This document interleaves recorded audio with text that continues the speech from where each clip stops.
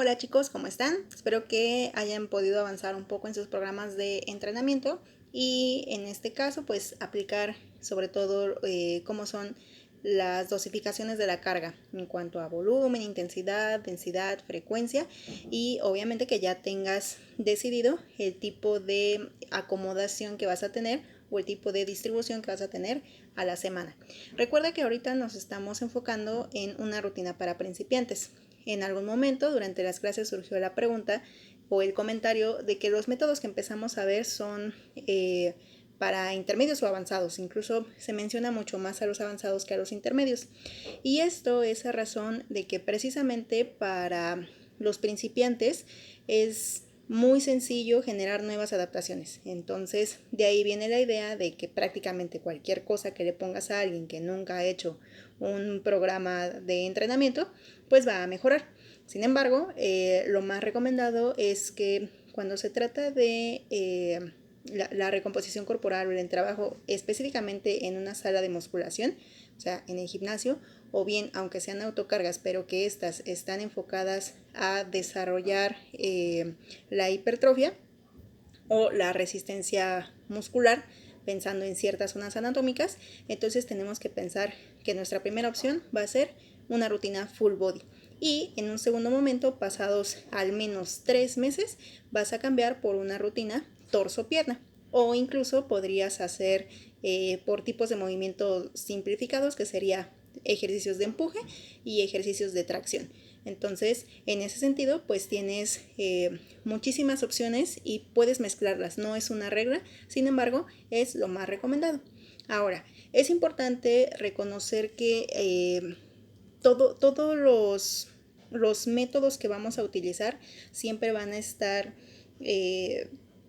dirigiéndonos el proceso de entrenamiento, porque sería este método que estamos usando sería la forma en la que voy a llegar de mejor manera o que yo consideré que fuera la más óptima para conseguir mi resultado. Sin embargo, pues de acuerdo al principio de individualidad tendrás que hacerle algunos ajustes. Entonces vamos a abordar dos cosas súper sencillas en esta clase teórica, que sería, número uno, los tipos de rutinas que existen en este ámbito de el fitness, el físico-constructivismo, y que en este caso pues todas son válidas, ¿ok?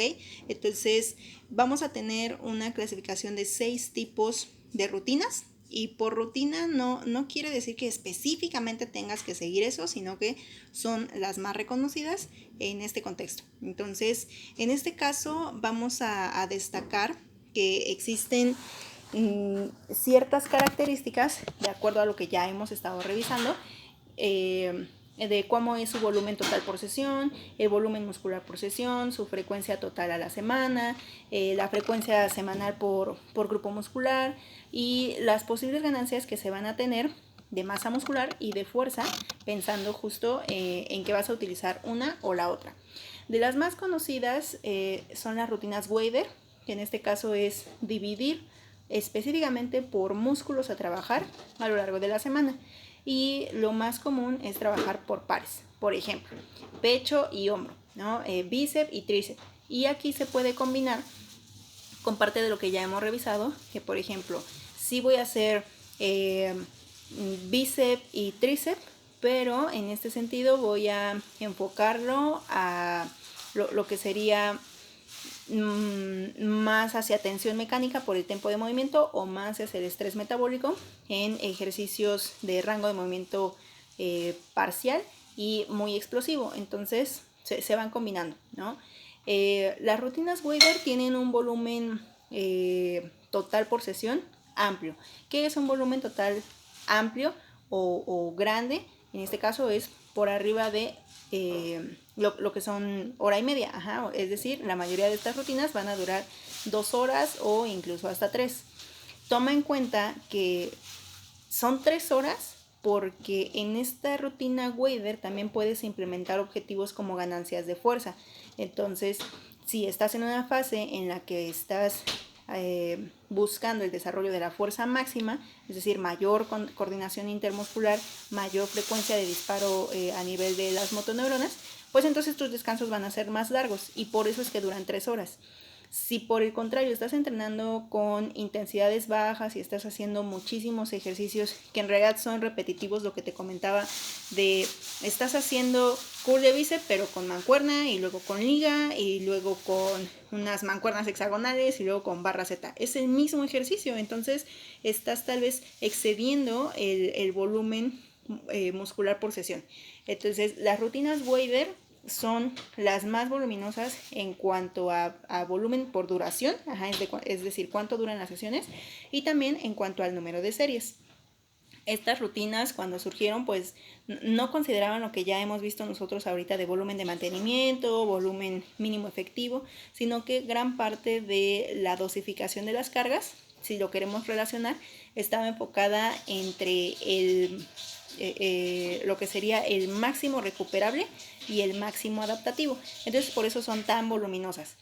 La frecuencia total, vamos a manejar puntuaciones donde la puntuación máxima sería 4.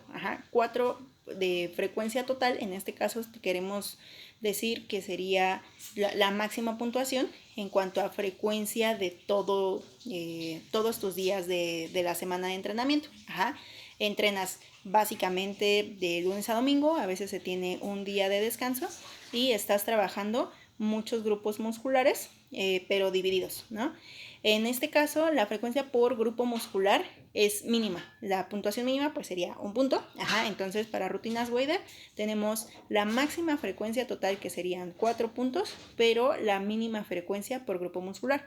Eso quiere decir que la fatiga que tienes que inducir ese día va a ser muy amplia y por eso es que no se recomienda para principiantes.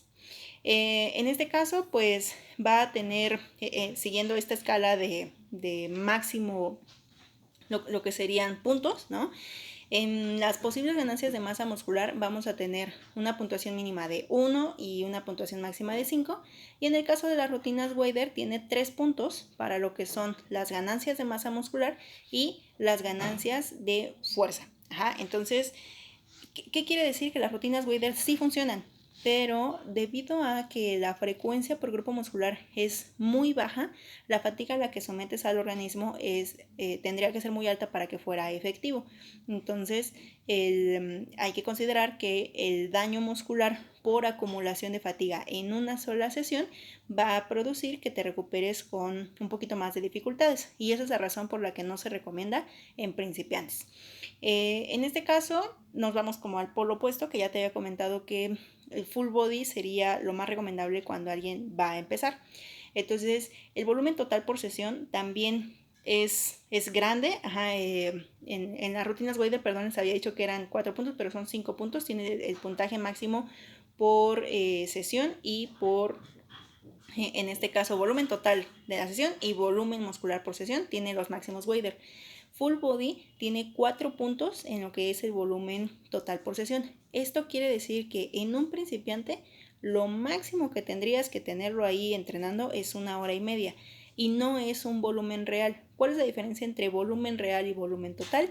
Que el volumen real es el tiempo que estás ejecutando, el tiempo durante el cual estás ejecutando el estímulo. Entonces, en este caso, en las rutinas full body, pues hay más tiempo de micropausas, hay más macropausas en lo que le explicas, en lo que corriges la técnica. Entonces, por eso es que llegan a durar hasta 1 hora y media, pero no es necesario. No deberían de durar demasiado tiempo si el sujeto está avanzando de manera correcta. El volumen muscular por sesión también es bajo, tiene la puntuación mínima que sería 1, pero en este caso la frecuencia por grupo muscular es la más alta, tiene sus 5 puntos, porque todos los días que va estás trabajándolo. Entonces ahí es donde se compensaría esta parte del volumen muscular por sesión. La frecuencia total de entrenamiento tiene una puntuación de 3. En este sentido, quiere decir que cuánto es lo recomendable que vaya al gimnasio. 3 días, ¿no? Lo mínimo tendrían que ser 2 días, porque si no, no habría un refuerzo suficiente del estímulo y entonces se pierde el efecto de este. Las posibles ganancias de masa muscular son reducidas, no son mínimas, pero son reducidas, estaría en 2 puntos, y las posibles ganancias de fuerza estarían en 3 puntos. Te lo mencionaba hace un momento que básicamente en los principiantes cualquier cosa va a funcionar, pero tampoco hay que abusar de esa idea, ¿no? O sea, tiene que ser bajo las intensidades que ya hemos visto y que ya lo sabes que un 65% no es lo que tú concibes como un 65% para ti. Por eso son porcentajes y no intensidades totales o intensidades absolutas. Es el 65% del máximo que puede el sujeto en cuestión. Entonces hay que cuidar mucho la intensidad para obtener estas ganancias de masa muscular y de fuerza. De lo contrario, pues no vas a obtener resultados y lo que comúnmente sucede es que se traen a los principiantes entre polos opuestos. Es decir, o los fatigan demasiado que no pueden continuar con el entrenamiento y desertan, o las intensidades y los volúmenes que utilizan, es decir, la carga en su conjunto total, no resulta ser efectiva y por lo tanto no hay nuevas adaptaciones. Entonces el sujeto se desmotiva porque siente que está perdiendo el tiempo y tiene razón. Entonces en este caso llevamos rutina wader y rutina full body. La siguiente es bastante conocida, en realidad sería lo que es el torso-pierna, y aquí lo que se hace es alternar, como lo dice el nombre, es un entrenamiento para el torso y un entrenamiento para pierna. Aquí es una subclasificación de las rutinas wader, porque por ejemplo el lunes tú puedes hacer torso y trabajas la parte del abdomen y haces pecho, ¿no? Y puedes tocar un poco de ejercicios hacia el hombro, hacia el bíceps, antebrazo, pero vas a marcar ciertos objetivos por mesociclos o incluso por microciclos. Así de esta semana me voy a dedicar un poco más a estos dos grupos musculares, no sé, el dorsal y los deltoides. Y el siguiente día, el martes, trabajarías pierna, pero también aquí tú puedes elegir ejercicios multiarticulares o ejercicios aislados enfocados a ciertos segmentos. En este caso, puede que el martes entrenes todo lo que tiene que ver con la pantorrilla. Entonces, haces ejercicios para el sóleo, haces ejercicios para la pantorrilla, mucha elevación de talones en diferentes posiciones para que incremente la participación del sóleo respecto a los gastronemios o viceversa. Y así, el siguiente día, que sería el miércoles, haces otro grupo muscular del torso, pero puedes repetir, aunque sea en una menor medida, el ejercicio que habías trabajado el día lunes. Entonces, torso-pierna justo se basa en elegir qué es lo más importante a desarrollar en ese microciclo o en ese bloque que generalmente duran un mes, y a partir de eso se van alternando los grupos musculares, pero siempre es un día la parte superior y un día la parte inferior. Por otro lado, tenemos, ahorita les doy las características, por otro lado tenemos lo que son push, pull y legs, que en este caso sería empuje, tracción y piernas. Entonces, aquí como tal cual lo dice el nombre, el día lunes o el día 1 sería todo lo que tenga que ver con empujes, el día 2 todo lo que tenga que ver con tracciones de tren superior y el día 3 trabajas tren inferior. Puede que al cabo de esos 3 días metas un día de descanso o que vuelvas a iniciar. Y esto ya lo habíamos hablado en algún momento en clase. Es de las más utilizadas actualmente en intermedios y avanzados. Además de las rutinas wader, que serían como pues algunos mencionan que son como la vieja escuela, pero ni siquiera es de esa manera, porque ha habido muchas formas de dividir las rutinas. Ahora bien, ¿cuáles son las características de torso, pierna y de push, pull, legs? Pues en realidad son exactamente las mismas y tienen ambas 4 puntos para lo que sería el volumen total por sesión, 4 puntos para el volumen muscular por sesión, 4 puntos para la frecuencia total semanal, 3 puntos para la frecuencia por grupo muscular, por esta parte de que vas alternando en los días, y puedes meter días de descanso. Las posibles ganancias de masa muscular y de fuerza se quedarían en 4 puntos, entonces por eso es que son tan utilizadas. No están como en el máximo de ganancia de fuerza ni tampoco en el máximo de ganancia de masa muscular, pero tienen en este caso pues una ventaja muy grande porque desarrollas ambas cosas y puedes tener una gran variabilidad de los ejercicios seleccionados. Por último tendríamos las otras dos, que sería push-pull. Push-pull o empuje y tracción, justo se basa en eso, y en esta clasificación es todo lo que sea empuje tanto para tren superior como para el tren inferior. Entonces, de los ejercicios como más globales o multiarticulares de tren inferior, consideramos siempre sentadilla y peso muerto. Sentadilla es de empuje y peso muerto es de tracción, ¿ok? Entonces, todo lo que sea vencer la carga hacia el exterior de nuestro segmento, de la parte distal, sería empuje, y todo lo que sea acercarla sería tracción. Entonces, por ejemplo, un leg curl, o es decir, pues sí, una tracción del curl de pierna, en el banco tumbado o tumbado, es donde hay un banquito que está de esta forma, está inclinado. Tú te colocas tu pecho en este punto y tu trasero queda apuntando hacia arriba, y tus piernas están colocadas con una flexión de rodilla, y entonces tu rodilla solo se flexiona y se extiende, se flexiona y se extiende. Entonces ese sería de tracción, y el de empuje sería, por ejemplo, leg extension, que igualmente te sientas en un banquito y extiendes la rodilla.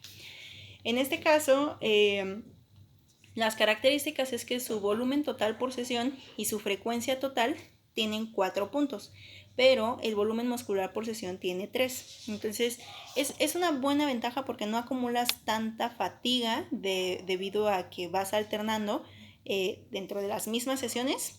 Trabajas a veces puros empujes de la parte superior, y hay días en los que puedes hacer puras tracciones de la parte inferior, y el tercer día combinas empujes de superior a inferior, y al cuarto combinas tracciones de la parte superior y de la parte inferior.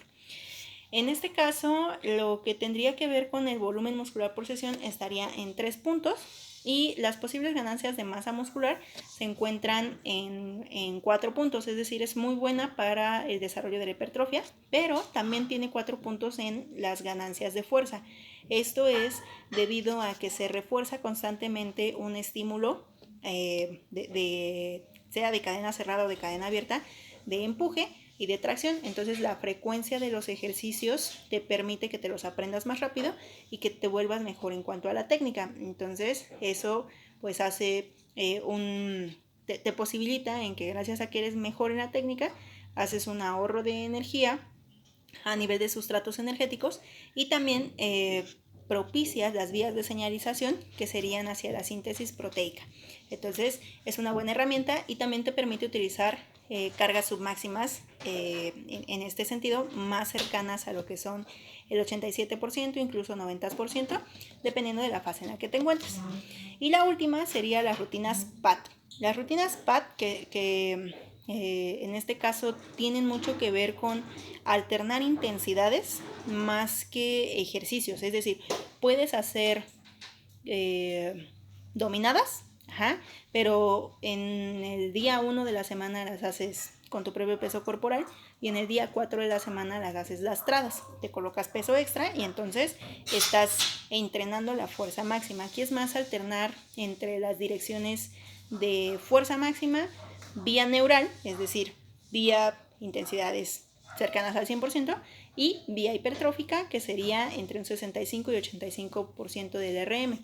Todas estos 6 tipos de rutina, cuando estamos enfocados en la hipertrofia, siempre debemos de considerar que deben de estar en ese rango de intensidades. Es notable que tú puedes utilizar desde un 40-45% del RM, siempre y cuando propicies que los tempos de contracción, que la frecuencia de sesión, es decir, el número de series que haces y el descanso que tienes entre ellas, te permita que haya tensión mecánica por encima del estrés metabólico, y que te queden máximo 5 repeticiones en recámara. Lo ideal, acuérdense que es 2 o 3 repeticiones en recámara en cada una de las series para lograr los rangos de movimiento completos. Estas rutinas PAT tienen un volumen total por sesión pequeñito, sería con una puntuación de 2. No duran mucho debido a que son intensas, generalmente son más intensas, o en este caso la intensidad no siempre viene por el peso, sino por la explosividad de los ejercicios, y no acumulas demasiadas series por volumen muscular. Estaría en una puntuación de 3, al igual de las rutinas push-pull. Por otro lado, la frecuencia total también se encuentra en 3 puntos. Te permite entrenar de forma alternada, un día sí, un día no, un día sí, un día no, y entonces puedes obtener una buena recuperación entre sesiones, considerando que a veces la fatiga central sí te puede frenar un poco si piensas siempre estar con altas intensidades. Entonces, en PAD, acuérdate, es mucho sí alternar ejercicios, pero sobre todo alternar intensidades altas con intensidades bajas. Esto ya te es un poco más fácil de entender una vez que vimos lo que sería el método de contrastes. Entonces es algo muy similar, pero en lugar de hacerlo en una sola sesión, lo haces a lo largo de la semana. En este caso, su frecuencia por grupo muscular es de 2 puntos. Hay una frecuencia de menor comparada con las rutinas push-pull-legs o las rutinas de empuje y tracción, incluso las rutinas de, en este caso, de torso-pierna. Entonces, en este sentido, las posibles ganancias de masa muscular quedan puntuadas al igual que la full body en 2 puntos, pero tienes una posibilidad máxima de ganancias de fuerza. Vas a desarrollar mucha fuerza cuando utilizas rutinas PAD, es decir, queda en 5 puntos. Entonces, esto que acabamos de ver, ¿qué nos dice? Que cuando voy iniciando en mi primer bloque estructural, es mejor utilizar una full body. En mi siguiente bloque, aunque siga siendo estructural porque yo quiero seguir desarrollando hipertrofia, me conviene cambiar por una push-pull, o por un push-pull-legs. Y después de que ya llevo 2 bloques o 3 bloques con push-pull porque me sigue funcionando, o con push-pull-legs porque igual me sigue funcionando y me gusta trabajarlo, puedo alternarlo con torso-pierna. Al final, cuando llego a un bloque, el llamado bloque funcional, o el bloque específico, dependiendo del objetivo de mi sujeto, puedo meterlo durante 3 o 4 semanas y meto una rutina PAD, en donde ya identifique cuáles son mis ejercicios donde técnicamente soy bueno, donde puedo soportar más altas cargas y por lo tanto voy a mejorar la fuerza. ¿De qué me sirve mejorar la fuerza si yo lo que quiero es hipertrofia? Bueno, que generalmente necesitamos ondular la carga para meter una sobrecarga. Si nosotros ya estamos muy habituados a trabajar con 85%, aunque la máxima, digamos, si tú cargas 50 kilogramos, en este caso 50 kilogramos es tu 100 y tú ya estás acostumbrado a entrenar con 35 kilogramos. A medida que avanzas, mantienes el porcentaje del 85%, del 80%, y ahora ya no son 35, ya son 40 kilogramos o ya son 45 kilogramos, pero sigue siendo la misma intensidad relativa, es decir, sigues trabajando con el mismo porcentaje.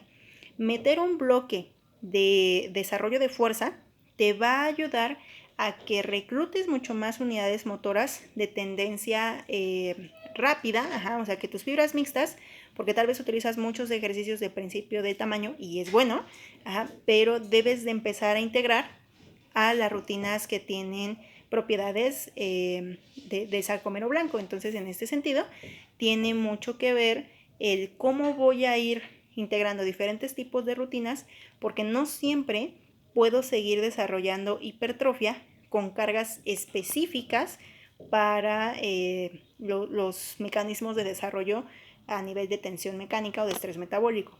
Por otro lado, habrá veces que aunque tú ya seas muy avanzado, te convendrá meter una rutina full body. ¿Por qué? Porque las rutinas full body te pueden ayudar a mejorar tu capacidad de trabajo por grupo muscular, hablando de frecuencia de la semana. Entonces, mejora tu proceso de recuperación. Lo que quiero decirte es que es bueno que conozcas mucho de todo y puedes mezclarlas. Puedes tener una rutina wader basada en push-pull o puedes tener una rutina torso-pierna basada en lo que es wader, ¿no? O sea, todo se va como mezclando, depende lo que tú veas que le funciona a tu cliente o en este caso que te funciona a ti mismo. Y para cerrar esta parte, tenemos que considerar lo que son los sustratos energéticos. No es lo único, pero porque hay mucha bioquímica detrás de esto, pero sí tienes que tener muy bien identificado qué es el sistema de fosfágenos o el sistema anaeróbico aláctico, lo que es el sistema anaeróbico láctico, que sería el sistema glucolítico, y lo que es el sistema aeróbico, ¿ok? El sistema aeróbico que el proceso fisiológico es la fosforilación oxidativa. Entonces, en ese sentido, conocer los tiempos de predominio, y ojo, es predominio, no es porque solo exista en ese momento ese trabajo, te va a ayudar a poder definir sobre todo las duraciones por sesión y las duraciones en el conjunto de series, es decir, cuánto dura el total de mi sesión en relación a cuántas micropausas he estado metiendo o cuál es mi volumen semanal, tomando en consideración que tengo que reponer los sustratos que estoy utilizando.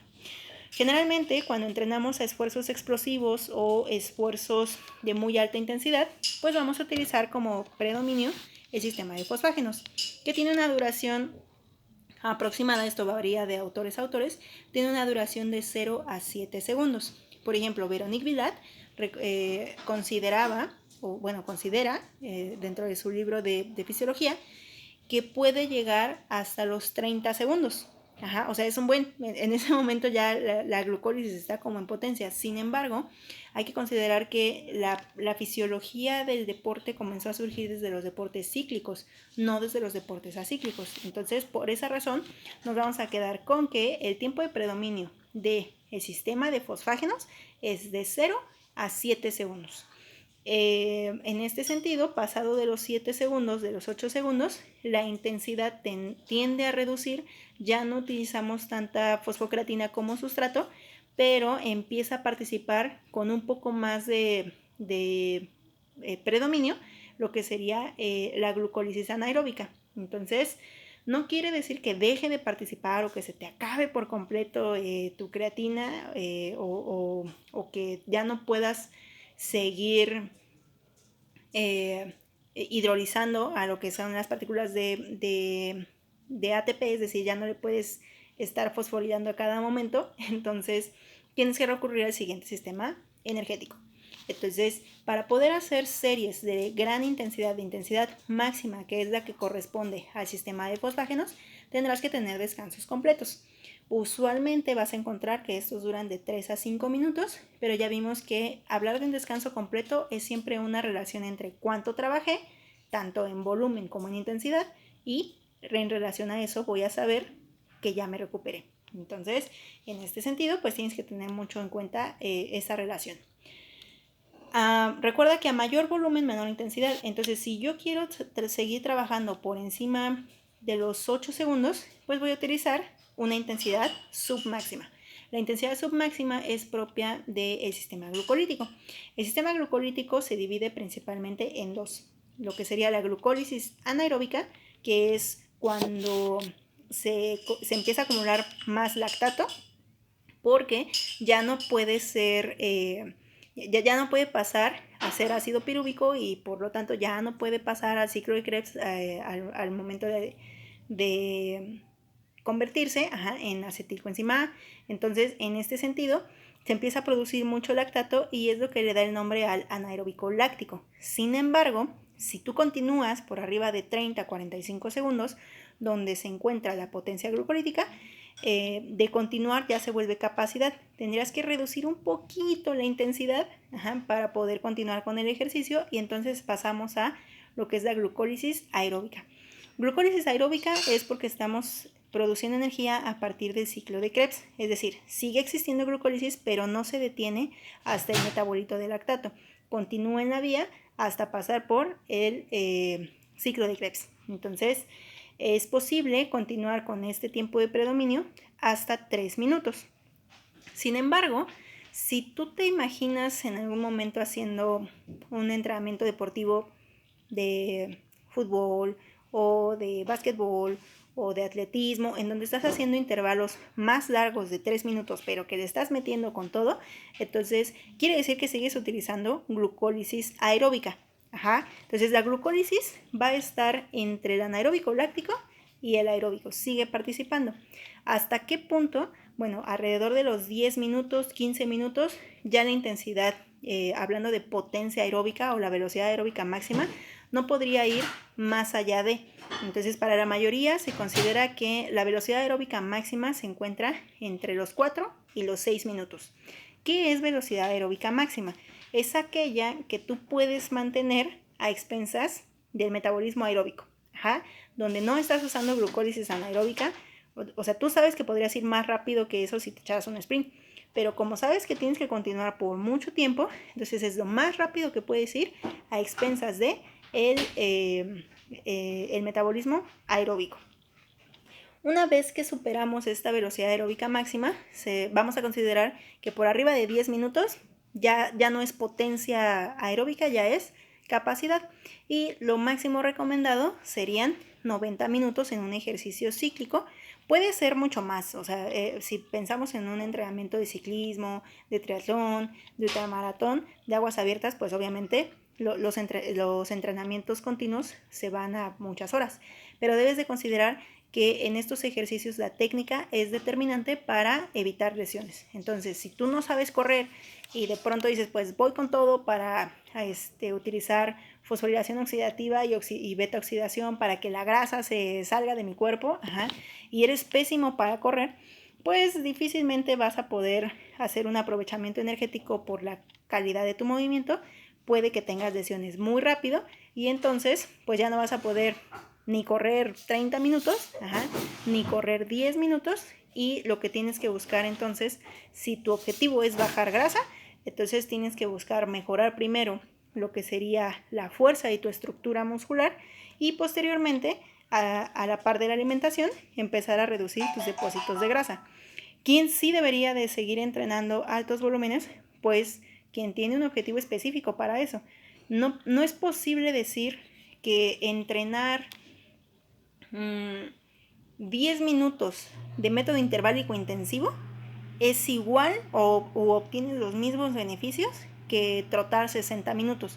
Eso es falso. Tal vez el desgaste energético total, considerando lo que te gastas en ese momento y lo que continúa posterior a la sesión por efecto residual, puede que esté igualado en cuanto a las kilocalorías que has gastado, pero no va a ser así en cuanto a las adaptaciones. Son adaptaciones completamente diferentes, mientras que gracias a los métodos continuos, tu mejora de capacidad cardíaca, tu redistribución sanguínea, tu capilarización aumentada va obviamente a mejorarte y va a haber mucha biogénesis mitocondrial. En el caso de entrenar a altas intensidades, va a desencadenar mucho más las vías de la síntesis proteica.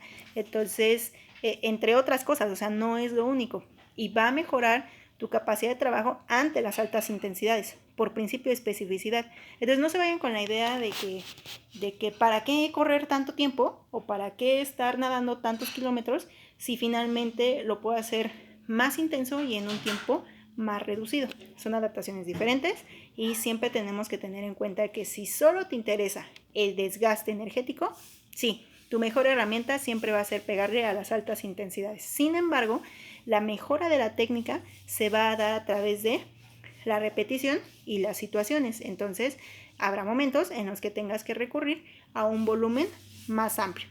Esto lo que quiero decirte es que no siempre puedes entrenar a intervalos, o no deberías, y no siempre debes de entrenar por métodos continuos. Entonces, en este caso, pues recuerda que tenemos esos 3 sistemas de producción energética, y a través de ello es que tú puedes definir ciertas reglas, como la que yo te mencionaba en método piramidal, en la cual yo te dije cuánto debería de ser lo mínimo que duraría una pirámide. Bueno, pues considerando que vas a hacer diferentes intensidades en un rango que te permita la musculación, pues sería al menos 45 segundos. ¿Y por qué? Bueno, pues porque ese es el tiempo que se ha demostrado que la glucólisis anaeróbica puede dar su máximo. Sin embargo, ¿cuánto sería lo máximo que podría durar?